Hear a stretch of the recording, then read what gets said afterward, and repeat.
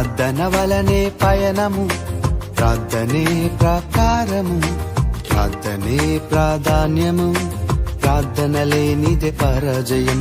ప్రార్థన వలనే పయనము, ప్రార్థనే ప్రాకారము, ప్రార్థనే ప్రాధాన్యము, ప్రార్థన లేనిదే పరాజయం. ప్రభువా ప్రార్థన నేర్పయ్యా, ప్రార్థించకుండా నే ఉండలేనయ్యా.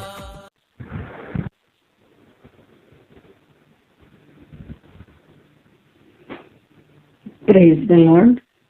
మన ప్రభువును రక్షకులైన యేసు ప్రభు నామంలో అందరికీ వందనాలు. ఈరోజు ప్రార్థన అనే అంశం గురించి కొన్ని విషయాలు మనం నేర్చుకుందాం.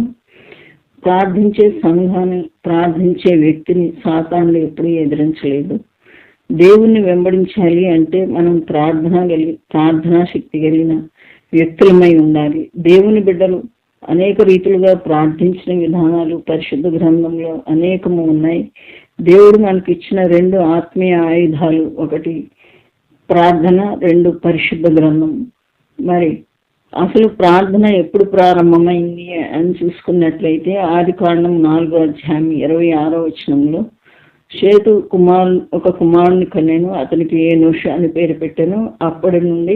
అప్పటి నుండి ప్రార్థన ప్రారంభమైను అని రాయబడి ఉంది. మరి పరిశుద్ధ గ్రంథంలో మనం ప్రార్థనల గురించి ఆలోచించినట్లయితే ఆయా భక్తులు చేసిన ప్రార్థనలు 650 ప్రార్థనలు మరి గుర్తింపబడినవి. అలాగే వాటిలో మన ప్రభు అయిన యేసుక్రీస్తు ఆయా సందర్భాల్లో పరిస్థితులను బట్టి చేసిన ప్రార్థనలు 25గా గుర్తించారు. ప్రార్థన మన జీవన శైలిగా మారాలి. మన పరిస్థితులను మరి ప్రార్థనా జీవితం మారుస్తుంది. ప్రార్థన మనకు అలవాటుగా ఉండాలి. ప్రార్థన ద్వారానే దేవుని దగ్గరకు మనము వెళ్ళగలము. మరి ప్రభు అయిన యేసుక్రీస్తు కూడా మనకు మాదిరిగా అనేక ప్రార్థనలు చేశారు. ప్రతి పనికి కూడా ఆయన స్వస్థతలు చేయటమేమి, అద్భుతాలు చేయటం లేనేమి, ఆశ్చర్య కార్యాలు చేసేటప్పుడు ఏమి తండ్రికి ఆయన మొరపెట్టుకున్నాడు. అంతేకాకుండా మరి పరిశుద్ధ లూకా గారు కూడా అనేక సార్లు తన గ్రంథంలో ప్రభు అయిన యేసుక్రీస్తు మరి ఒక చోట ప్రార్థన చేయుచుండెను అని అనేక మార్లు రాశారు. 9వ అధ్యాయం 18వ వచనం 28 వచనాలు మనం చూసినట్లయితే ప్రభు ప్రార్థన చేస్తున్నట్టుగా మనం చూస్తున్నాము. అలాగే 22వ అధ్యాయం 30వ వచనంలో కూడా మరి ప్రభు అయిన యేసుక్రీస్తు శిలువ మరణం పొందక మునుపు ఆయన తన వాడుకు చొప్పున ఒలివ కొండలకు వెళ్ళి కొండలలో ప్రార్థించినట్టుగా మనం చూస్తున్నాము. హెబ్రీ గ్రంథకర్త కూడా మరి ఆయన దేవుని కుమారుడై ఉండి శరీరధారి అయిన దినముల్లో ఆయన ప్రార్థనలు యాచనలు చేసి ఉన్నాడని మరి ఆయన రాసి ఉన్నాడు. ఆ వాక్యాన్ని మనం చదువుకున్నాం.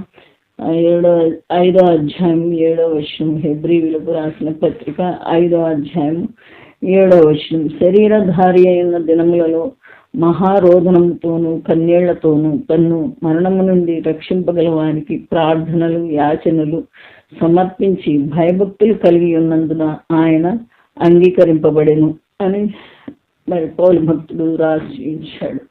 ప్రియమైన దేవుని బిడ్డలారా, మన పరిశుద్ధతను భక్తిని సంపూర్ణం చేసేది ప్రార్థన. ప్రభువు కూడా అనేక మార్లు మీరు కీడుని జయించడానికి మరి శోధనలో పడకుండా మెలకుగా ఉండి ప్రార్థించమని శిష్యులకు తనతో ఉన్న ప్రజలకు ఆయన అనేక సార్లు హెచ్చరించారు. ప్రార్థనా జీవితం మనకు ప్రాకారం వంటిది. దుష్టుని కార్యాల నుంచి, దుష్టుని అగ్నిబాణాల నుంచి మనల్ని కాపాడేది. మనం కష్టంలో ఉన్నప్పుడు, నష్టంలో ఉన్నప్పుడు మనతో ఆత్మదేవుడు చెప్పే మాట ఏంటంటే ప్రార్థన చేయి. మరి మహాభక్తుడైన ప్రపంచ స్వార్థికుడైన బిల్లీ గ్రహం గారు నీ ప్రార్థనా జీవితానికి, నీ విశ్వాస జీవితానికి ఏంటి మూలం అని అడిగితే 1 ప్రార్థన, 2 ప్రార్థన, 3 ప్రార్థన ఆయన చెప్పినట్టుగా ఆయన జీవిత చరిత్రలో మనం చదవగలం. భక్తుడైన పౌలు ఎఫెసీలకు రాసిన పత్రికలో 6వ అధ్యాయం 18వ వచనంలో సమయమందు అసమయమందు మరి పూర్ణ పట్టుదలతో పరిశుద్ధులందరి కొరకు మనం ప్రార్థన చేయాలని రాయబడి ఉంది.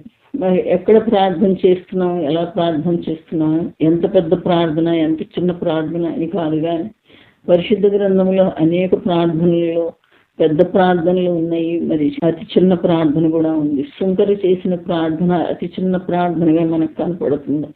సుంకరి దేవాలయం తట్టు కన్నులెత్తుటకైనను ధైర్యం చాలక మరి రొమ్ము కొట్టుకొని, దేవ పాపినైనా నన్ను కరుణించును, పాపినైనా నన్ను కరుణించును 3 మాటలు మాత్రమే చేశాడు, కానీ అతని ప్రార్థన అంగీకరింపబడినట్టుగా మనం చూస్తున్నాం.